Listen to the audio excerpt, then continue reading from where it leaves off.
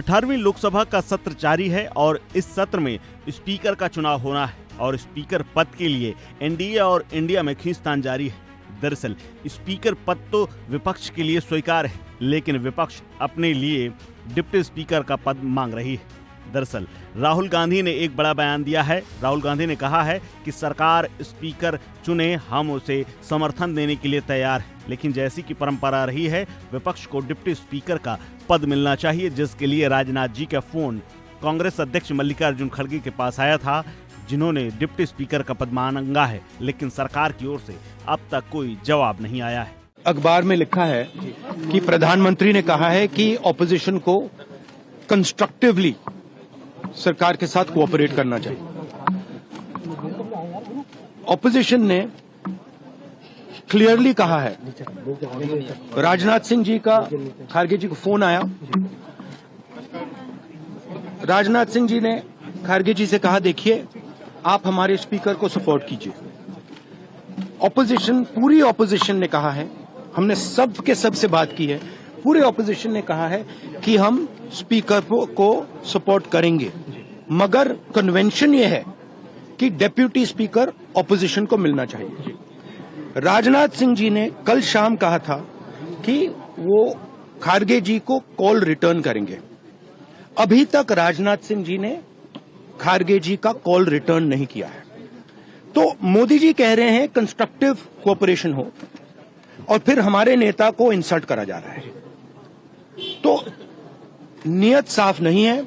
नरेंद्र मोदी जी कोई constructive cooperation नहीं चाहते हैं, क्योंकि कन्वेंशन है कि डेप्यूटी स्पीकर ऑपोजिशन का होना चाहिए, और हमने कहा है, पूरे ऑपोजिशन ने कहा है कि अगर कन्वेंशन फॉलो किया जाएगा तो पूरा समर्थन स्पीकर के इलेक्शन में हम देंगे।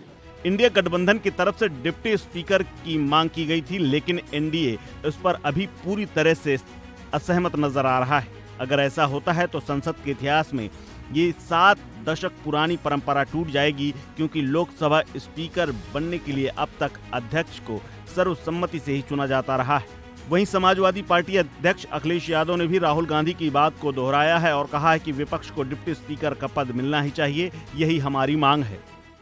अब ये सब सामने आ जाएंगी, सब चीजें सामने आ जाएंगी, सब सामने आ रही है अभी चीजें, अभी सब सामने आ रही चीजें। जो विपक्ष की मांग यही थी कि उपाध्यक्ष विपक्ष का हो, तो अभी ऐसे में राजनाथ सिंह जी ने कुछ बात की। जो हमारी राय पार्टी की है वो है कि उपाध्यक्ष विपक्ष का हो, और बाकी बातें अभी सब सामने आ जाएंगी। तो आप लोग सपोर्ट करेंगे नहीं करेंगे? अभी सामने आपको दिखाई देगा, इसी सीढ़ियों के बाद सदन है। इसके अलावा इंडिया गठबंधन से बाहर रहे और विपक्ष में महत्वपूर्ण पार्टी टीएमसी ने भी साफ कर दिया है कि अगर उन्हें डिप्टी स्पीकर का पद नहीं मिलता तो इंडिया गठबंधन लोकसभा अध्यक्ष के लिए भी अपना उम्मीदवार खड़ा कर सकती है।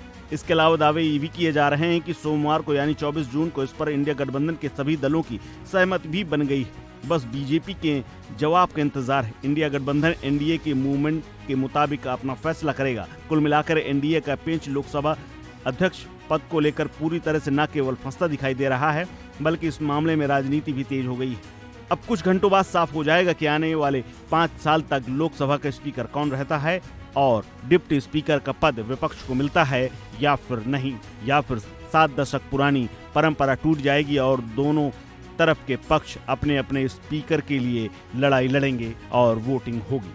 इस खबर में फिलहाल इतना ही। अपडेट्स के लिए बने रहिए वन इंडिया हिंदी के साथ।